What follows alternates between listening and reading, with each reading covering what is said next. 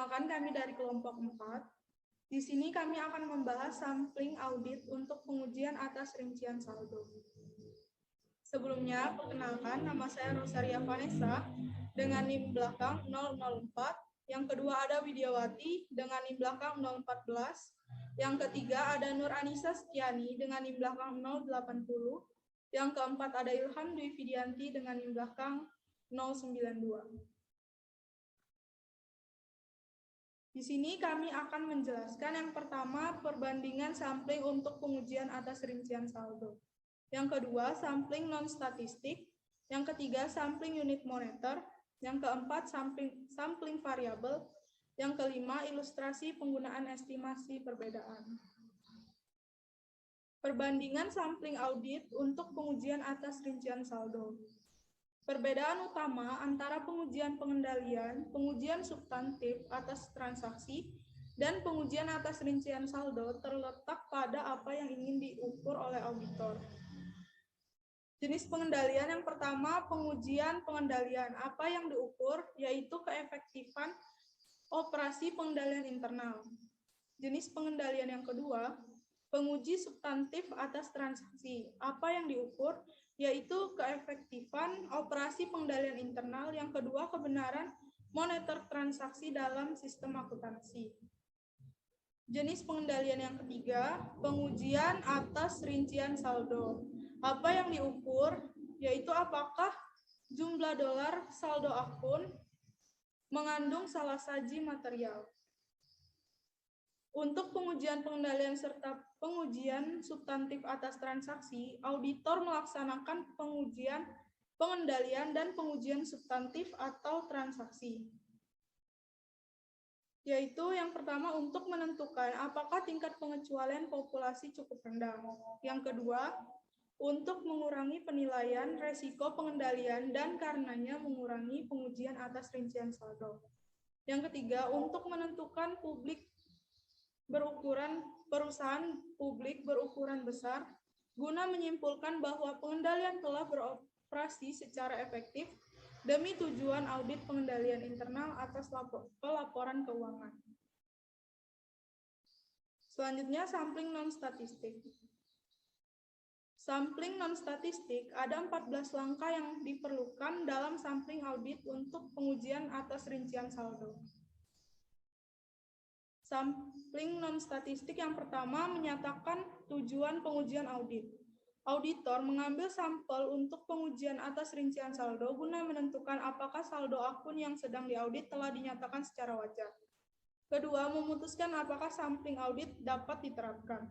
Sampling audit dapat diterapkan setiap kali auditor berencana membuat kesimpulan mengenai populasi berdasarkan sampel, termasuk ke dalam SA 530A5 ketika merancang suatu sampel audit. Pertimbangan audit mencakup tujuan spesifik yang hendak dicapai dan kemungkinan kombinasi prosedur audit terbaik untuk dapat mencapai tujuan tersebut.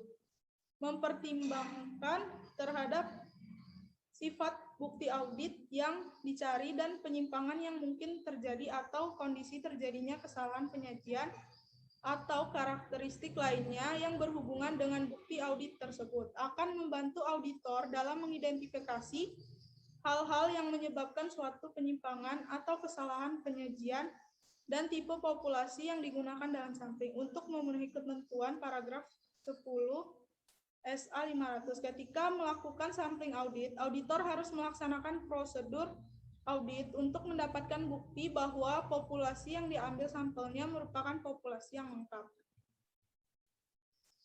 Yang ketiga, mendefinisikan salah saji. Karena sampling audit untuk pengujian atas rincian saldo mengukur salah saji moneter, yaitu salah saji yang terjadi apabila sampel disalah sajikan. Keempat, mendefinisikan populasi. Dalam pengujian atas rincian saldo, populasi didefinisikan sebagai item yang membentuk populasi dolar yang tercatat. Yang kelima, mendefinisikan unit sampling. Unit sampling merupakan nomor pelanggan. Auditor dapat menggunakan item yang membentuk populasi yang tercatat sebagai unit sampling untuk menguji semua tujuan audit kecuali kelengkapan. Keenam, menetapkan salah saji yang dapat ditoleransi. Auditor menggunakan salah saji yang dapat ditoleransi untuk menentukan ukuran sampel dan mengevaluasi hasil sampling non-statistik. Ketujuh, menetapkan resiko yang dapat diterima atas penerimaan yang salah. Ada hubungan terbalik antara area dan ukuran sampel yang diperlukan. Sebuah faktor penting yang mempengaruhi keputusan auditor mengenai area adalah penilaian resiko pengendalian dalam model resiko audit. Jika pengendalian internal sudah efektif, resiko pengendalian dapat dikurangi sehingga memungkinkan auditor untuk meningkatkan area. Pada gilirannya, hal ini akan mengurangi ukuran sampel yang diperlukan untuk pengujian atas rincian saldo akun yang berkaitan. Kedelapan, mengestimasi salah saji dalam populasi. Biasanya auditor membuat estimasi ini berdasarkan pengalaman sebelumnya dengan klien dengan menilai resiko inheren yang mempertimbangkan hasil pengujian pengendalian, pengujian substantif atas transaksi, dan prosedur analitis yang telah dilaksanakan. Ukuran sampel yang direncanakan akan meningkat apabila jumlah saji yang diharapkan dalam populasi mendekati salah saji yang dapat ditoleransi. Yang kesembilan, menentukan ukuran sampel awal. Auditor menentukan ukuran sampel awal dengan mempertimbangkan faktor-faktor yang telah kita bahas sejauh ini. Untuk membantu auditor membuat keputusan menyangkut ukuran sampel. Auditor seringkali mengikuti pedoman yang disebabkan oleh kantor akuntannya atau beberapa sumber lainnya. Yang ke-10, melaksanakan prosedur audit. Auditor menerapkan prosedur audit yang tepat pada setiap item sampel untuk menentukan apakah item tersebut mengandung salah saji. Dalam konfirmasi piutang usaha, auditor mengirimkan sampel konfirmasi positif. Jika terjadi non-respon, mereka akan menggunakan prosedur alternatif untuk menentukan salah saji. Menggeneralisasikan dari sampel ke populasi dan memutuskan akseptabilitas populasi. Auditor harus menggeneralisasikan dari sampel ke populasi dengan yang pertama, memproyeksikan salah saji dari hasil sampel ke populasi, dan yang kedua, mempertimbangkan kesalahan sampling serta resiko sampling atau area. Karena itu, auditor harus memproyeksikan dari sampel ke populasi. Ini termasuk ke dalam SA 530 A18. Auditor diisyaratkan untuk memproyeksi kesalahan penyajian untuk suatu populasi untuk mendapatkan pemahaman yang menyeluruh tentang skala kesalahan penyajian. Namun proyeksi ini tidak cukup untuk menentukan suatu jumlah yang harus disesuaikan. Sekian dari saya, selanjutnya akan dilanjutkan oleh teman saya. Terima kasih.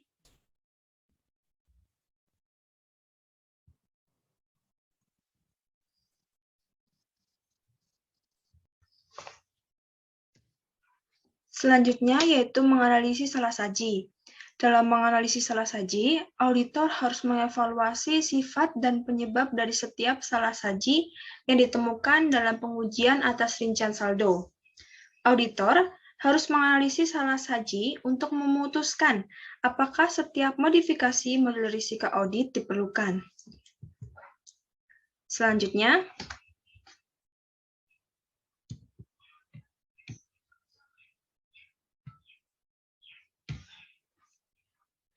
tindakan yang diambil apabila populasi ditolak. Jika auditor menyimpulkan bahwa salah saji dalam suatu populasi mungkin lebih besar daripada salah saji yang dapat ditoleransi setelah mempertimbangkan kesalahan sampling, maka populasi tidak dianggap dapat diterima atau ditolak. Kemudian, auditor dapat mengambil beberapa tindakan, yaitu yang pertama, tidak mengambil tindakan hingga pengujian atas bidang audit lainnya telah selesai. Auditor mengevaluasi apakah laporan keuangan secara keseluruhan mengandung salah saji yang material.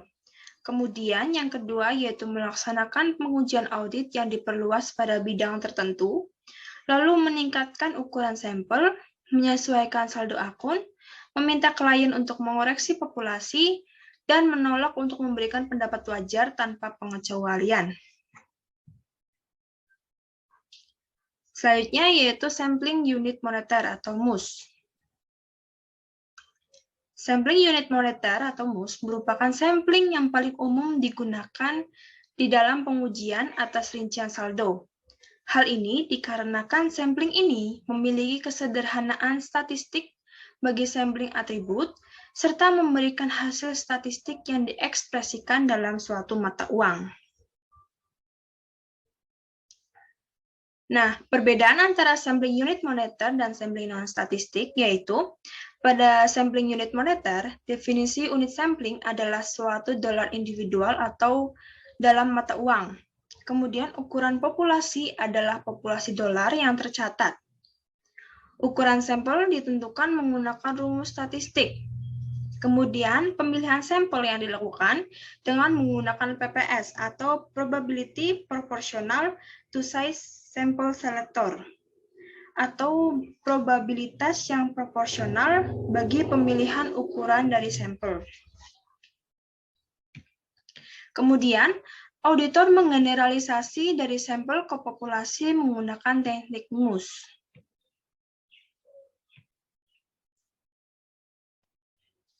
Selanjutnya yaitu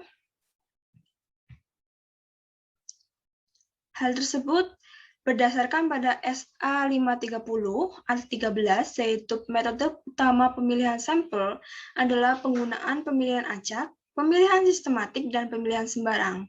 Step metode tersebut akan dijawab atau dijelaskan pada lampiran 4, yaitu yang berisi pertama pemilihan acak, yaitu diterapkan melalui pencipta angka acak atau random number concretors sebagai contoh, tabel angka acak atau random number tables.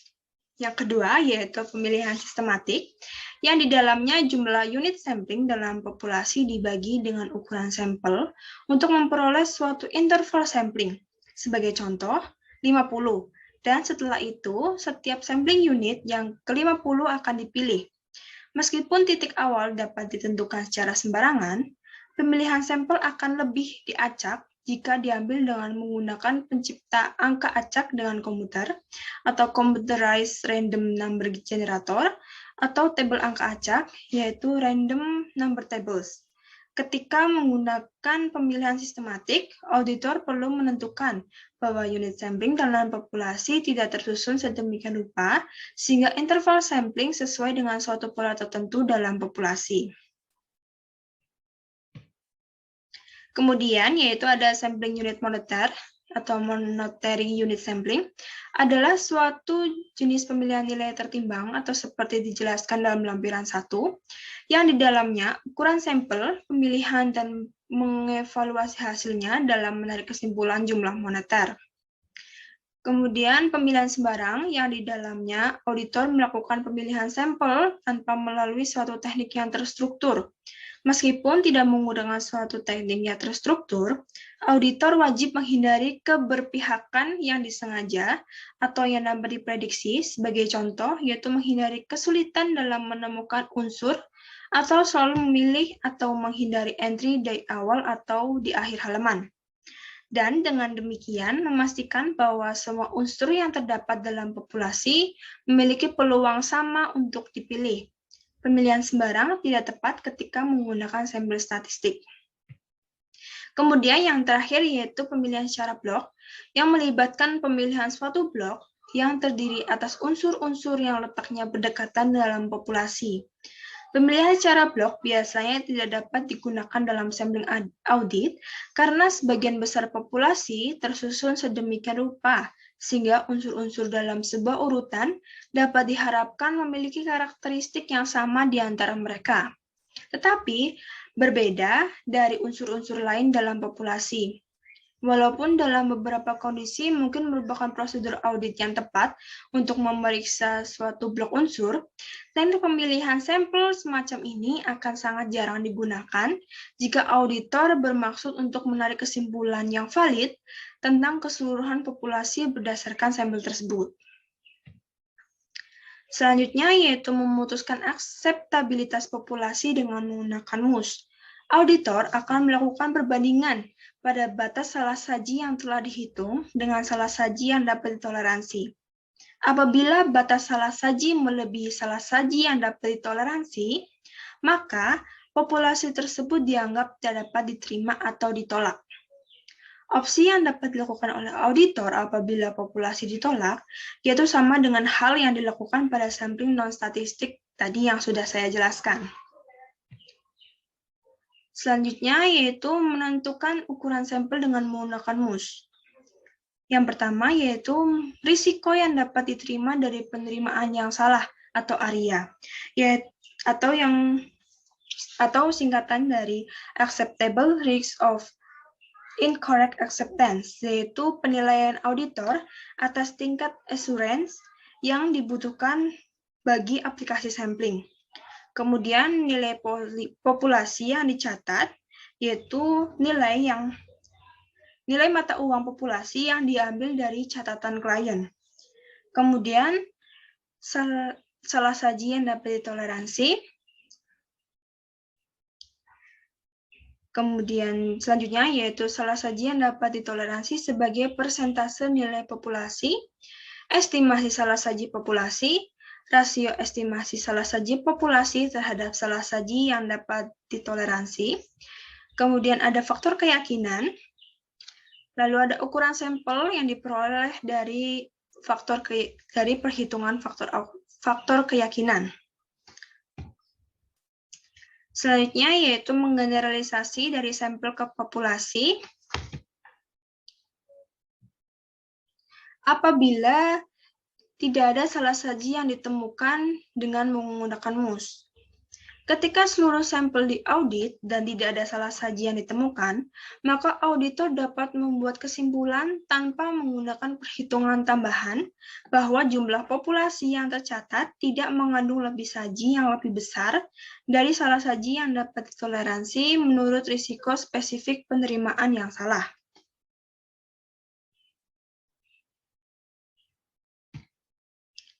Kemudian, menggeneralisasi dari sampel ke populasi apabila salah saji ditemukan menggunakan MUS. Dalam melakukan perhitungan batas atas salah saji, melibatkan 3 langkah, yaitu yang pertama, menghitung salah saji persentase bagi setiap salah saji. Kemudian, memproyeksikan salah saji sampel dengan mengalihkan salah saji persentase dengan panjang interval sampling. Selanjutnya, menambahkan penyisihan untuk risiko sampling berdasarkan faktor-faktor keyakinan bagi jumlah saji aktual dan risiko yang dapat diterima atas penerimaan yang salah. Kemudian, audit dengan menggunakan sampling unit monitor memiliki 4 fitur menarik. Maksudnya dari sampling unit monitor sendiri memiliki 4 fitur menarik, yaitu diantaranya secara otomatis akan meningkatkan kemungkinan memilih item mata uang yang tinggi dari populasi yang sedang diaudit. Kemudian, MUS dapat mengurangi biaya pelaksanaan pengujian audit karena beberapa item sampel akan diuji sekaligus. Lalu, MUS mudah untuk diterapkan. MUS menghasilkan kesimpulan statistik dan bukan kesimpulan non-statistik. Akan tetapi,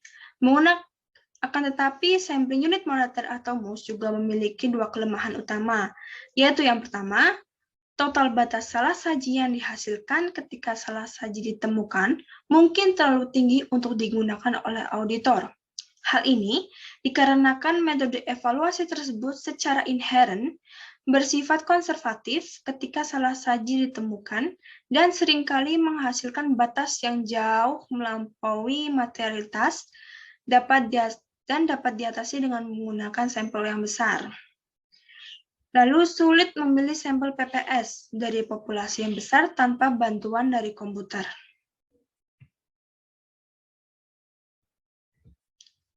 Sekian dari saya, selanjutnya akan dijelaskan oleh teman saya.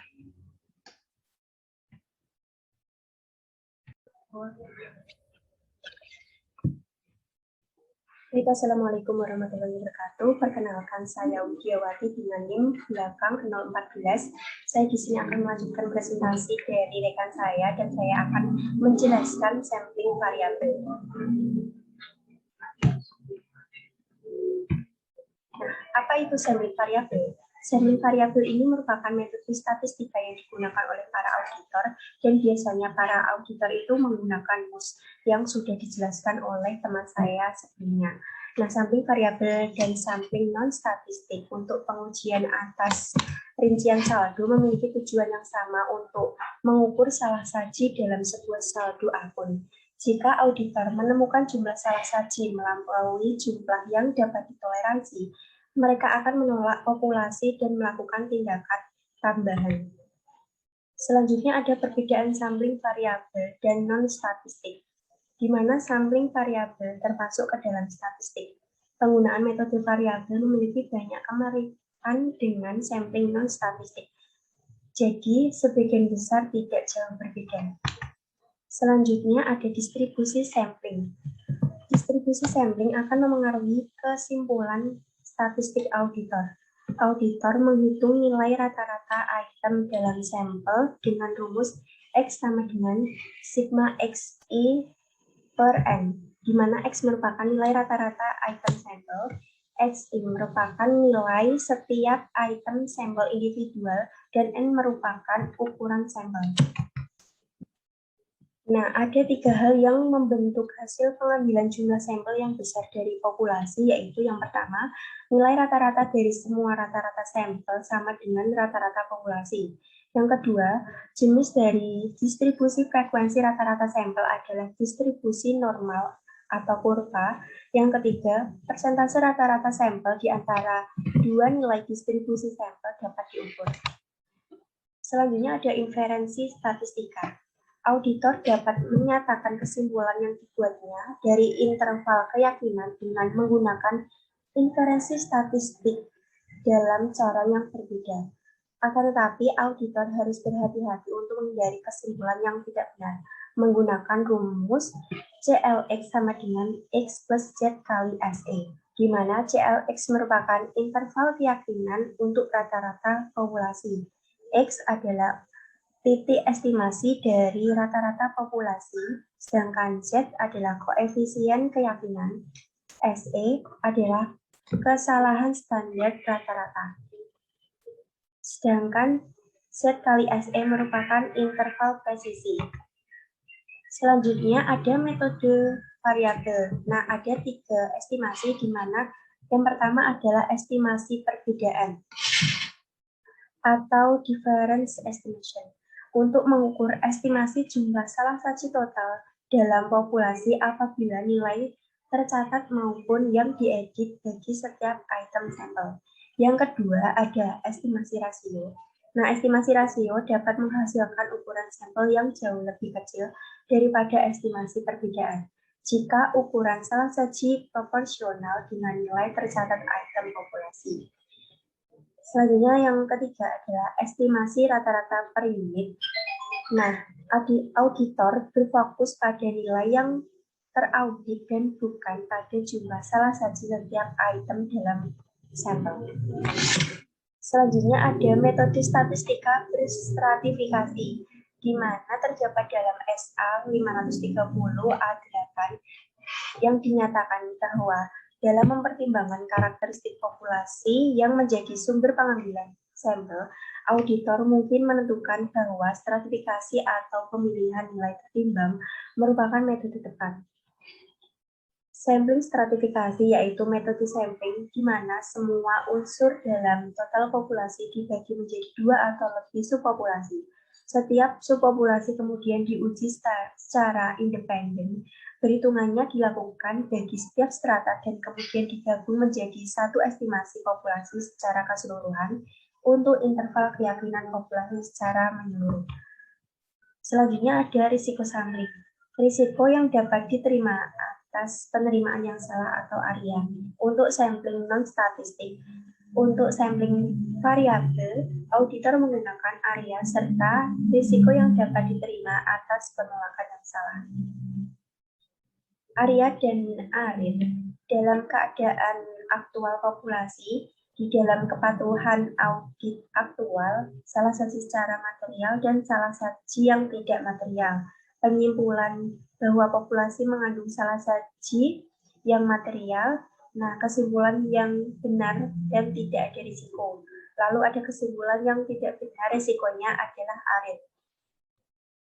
Selanjutnya menyimpulkan bahwa populasi tidak mengandung salah satu yang material, itu perbedaannya ada kesimpulan yang tidak benar. Benar risikonya adalah Arya, kemudian kesimpulan yang benar tidak ada risiko.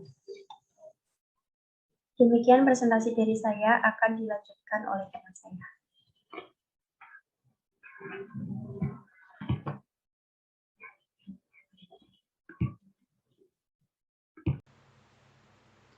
Baik, di sini saya akan melanjutkan presentasi dari teman saya. Sebelumnya, perkenalkan nama saya Nur Ansaftiani dengan NIM belakang 080.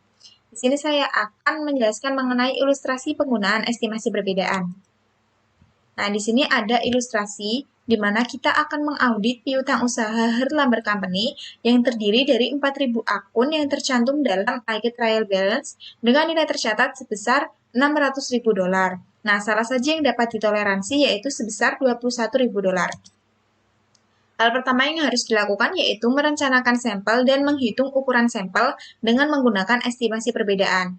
Nah, langkah yang harus dilakukan yaitu menetapkan resiko yang dapat diterima. Di sini, auditor itu harus menetapkan dua resiko. Yang pertama yaitu resiko yang dapat diterima atas penerimaan yang salah atau ARIA.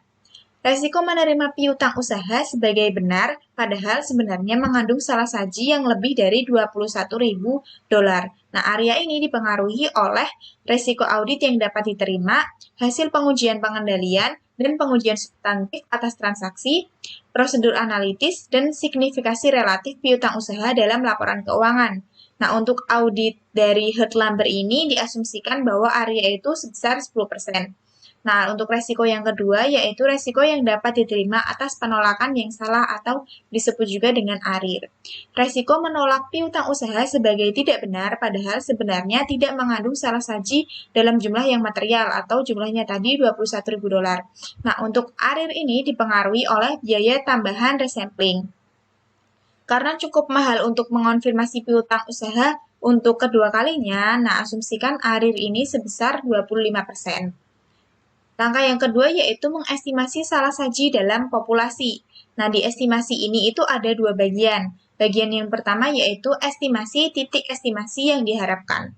Auditor itu memerlukan estimasi di muka atas titik estimasi populasi bagi estimasi perbedaan. Seperti ketika mereka memerlukan estimasi tingkat pengecualian populasi untuk sampling atribut. Nah, untuk estimasi di muka untuk Herlamber yaitu sebesar $1.500 berdasarkan pengujian audit tahun sebelumnya. Nah, untuk estimasi yang kedua yaitu melakukan estimasi deviasi standar populasi di muka atau variabilitas populasi. Untuk menentukan ukuran sampel awal, auditor itu memerlukan estimasi di muka atas variasi salah saji dalam populasi, seperti yang diukur oleh deviasi standar populasi. Untuk Herlamber ini, diestimasikan sebesar $20 berdasarkan pengujian audit tahun sebelumnya. Nah, di sini ada SA530 A11, yaitu ukuran sampel dapat ditentukan melalui penerapan suatu formula berbasis statistik atau melalui pertimbangan profesional. Lampiran 2 dan 3 menunjukkan pengaruh yang dimiliki berbagai macam faktor dalam penentuan ukuran sampel. Jika kondisinya sama, dampak faktor-faktor sebagaimana yang diidentifikasi dalam lampiran 2 dan 3 terhadap ukuran sampel akan sama tanpa mempertimbangkan pendekatan yang dipilih, apakah pendekatan statistik atau non-statistik. Nah, langkah selanjutnya yaitu menghitung ukuran sampel awal. Rumusnya yaitu estimasi di muka atas deviasi standar dikalikan dengan koefisien keyakinan untuk ARIA ditambah koefisien keyakinan untuk ARIR, lalu dikalikan dengan ukuran populasi salah saji yang dapat ditoleransi untuk populasi dibagi dengan salah saji yang dapat ditoleransi untuk populasi atau materialitas, lalu dikurangi dengan estimasi titik estimasi salah saji populasi dipangkatkan 2. Nah, untuk penerapannya untuk Herlamber sendiri yaitu N-nya tadi ukuran sampel awal yaitu 20 dikali dengan 1,28 ditambah 1,15 dikali 4.000 dibagi dengan 21.000 dikurangi 15.000 dipangkatkan 2. Hasilnya yaitu 9,97 pangkat 2 yaitu 100. Langkah yang selanjutnya yaitu mengevaluasi hasil. Yang pertama yaitu menggeneralisasi dari sampel ke populasi. Auditor itu memilih sampel, melaksanakan pengujian, dan mengidentifikasi salah saji sampel. Salah saji untuk Hurt-Lambert ditunjukkan dalam tabel ini. Langkah yang pertama yaitu mengambil sampel secara acak berukuran N. N yaitu ukuran sampel. Diilustrasikan di sini kita mengambil sebanyak 100 piutang usaha yang dipilih secara acak dari Aggregate Trial Balance yang berisi 4.000 akun. Lalu langkah selanjutnya yaitu menentukan nilai setiap salah saji dalam sampel. Di sini sebanyak 75 piutang dikonfirmasi oleh pelanggan dan 25 piutang diverifikasi oleh prosedur alternatif. Setelah merekonsiliasi perbedaan waktu dan kesalahan pelanggan, 12 item berikut ini ditentukan sebagai kesalahan klien atau kurang saji yang dinyatakan dalam dolar. Jumlahnya yaitu sebesar 226,48 dolar. Langkah selanjutnya yaitu menghitung titik estimasi dari total salah saji. Titik estimasi adalah ekstrapolasi langsung dari salah saji dalam sampel ke salah saji dalam populasi. Nah, untuk perhitungan titik estimasi sendiri yaitu rumusnya yang pertama menghitung rata-rata salah saji dalam sampel terlebih dahulu. Rumusnya yaitu penjumlahan dari setiap salah saji dalam sampel dibagi dengan ukuran sampel. Lalu setelah itu kita menghitung titik estimasi dari total salah saji, yaitu ukuran populasi dikalikan dengan rata-rata salah saji dalam sampel, atau bisa juga dengan ukuran populasi dikalikan dengan penjumlahan setiap salah saji dalam sampel dibagi dengan ukuran sampel. Nah, di sini untuk perhitungan di Hurt-Lambert-nya yaitu rata-rata salah saji dalam sampelnya tadi kan jumlahnya 226,48 dolar dibagi dengan 100 piutang usaha yang kita pilih secara acak yaitu hasilnya 2,26 dolar. Lalu untuk titik estimasi dari total salah saji yaitu 4.000 akun tadi dikalikan dengan 2,26 dolar. Hasilnya didapatkan 9.040 dolar. Lalu untuk langkah selanjutnya yaitu menghitung deviasi standar populasi atas salah saji dari sampel. Nah, deviasi standar populasi adalah ukuran statistik dari variabilitas nilai setiap item dalam populasi. Jika ada sejumlah besar variasi dalam nilai item populasi, deviasi standar ini akan lebih besar dibandingkan jika variasinya itu kecil. Nah, deviasi standar ini memiliki pengaruh yang signifikan terhadap interval presisi yang dihitung. Auditor dapat menghitung estimasi yang masuk akal atas nilai deviasi standar populasi dengan menggunakan rumus statistik sebagai berikut. Nah, untuk deviasi standar sendiri rumusnya yaitu akar dari penjumlahan setiap salah saji dalam sampel dipangkatkan 2 dikurangi dengan ukuran sampel dikali dengan rata-rata salah saji dalam sampel pangkat 2 dibagi dengan ukuran sampel dikurangi dengan 1. Nah, di sini untuk ilustrasi di Hurt-Lambert-nya tadi ada 12 salah saji total yang dipangkatkan sehingga hasilnya yaitu 45.124 dolar. Untuk menghitung deviasi standarnya sendiri yaitu akar dari penjumlahannya tadi 45.124 dolar dikurangi dengan ukuran sampelnya tadi 100 dikali dengan rata-rata salah saji dalam sampel. Penjumlahannya tadi yaitu 2,26 dolar dipangkatkan 2 dibagi dengan 100 dikurangi 1 yaitu 99. Didapatkan hasil 21,2 dolar. Langkah selanjutnya yaitu menghitung interval presisi untuk estimasi total salah saji populasi pada tingkat keyakinan yang diinginkan. Interval presisi dihitung menggunakan rumus statistik. Agar interval presisi yang dihitung itu memiliki arti penting, interval tersebut harus dihubungkan dengan area. Nah, untuk rumusnya yaitu interval presisi yang dihitung sama dengan ukuran populasi dikalikan dengan koefisien keyakinan untuk area dikali dengan standar deviasi standar populasi dibagi akar dari ukuran sampel dikali dengan faktor koreksi yang pasti. Nah, faktor koreksi yang pasti yaitu akar dari ukuran populasi dikurangi dengan ukuran sampel dibagi dengan ukuran sampel. Nah, untuk CPI dari Hurt-Lambert yaitu 4.000 akun tadi dikali dengan 1,28 dikali dengan 21,2 dibagi akar 100 dikali dengan akar 4.000 dikurangi 100 per 4.000. Didapatkan hasil 4.000 dikali 1,28 dikali 21,2 per 10 dikali 0,99. Dan hasilnya yaitu $10.800. Ini dibulatkan. Lalu untuk langkah selanjutnya yaitu menghitung batas keyakinan pada tingkat keyakinan yang diinginkan.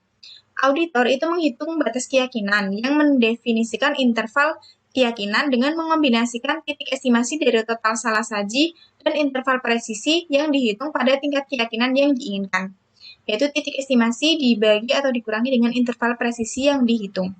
Nah, untuk rumusnya sendiri ada batas keyakinan atas yang dihitung, yaitu titik estimasi total salah saji ditambah dengan interval presisi yang dihitung pada tingkat keyakinan yang diinginkan. Lalu untuk batas keyakinan bawah yang dihitung yaitu titik estimasi total salah saji dikurangi dengan interval presisi yang dihitung pada tingkat keyakinan yang diinginkan. Nah, untuk ilustrasi pada hard lumber sendiri yaitu untuk batas atasnya $9.040 ditambah dengan $10.800, hasilnya $19.840. Lalu untuk batas keyakinan bawahnya yaitu $9.040 dikurangi $10.800 dan hasilnya yaitu $1.760.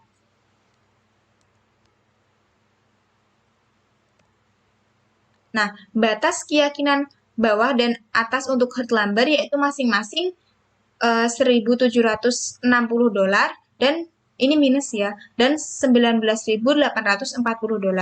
Terdapat resiko statistik sebesar 10% bahwa populasi dinyatakan terlalu rendah sebesar lebih dari $1.760 dan risiko yang sama bahwa populasi dinyatakan terlalu tinggi sebesar lebih dari $19.840.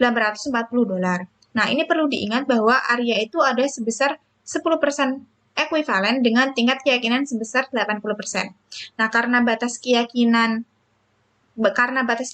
itu lebih kecil dari salah saji yang dapat ditoleransi, maka auditor itu dapat menyimpulkan bahwa populasi itu tidak mengandung salah saji yang material. Baik, sekian presentasi dari kelompok 4. Kurang dan lebihnya mohon maaf. Wassalamualaikum warahmatullahi wabarakatuh.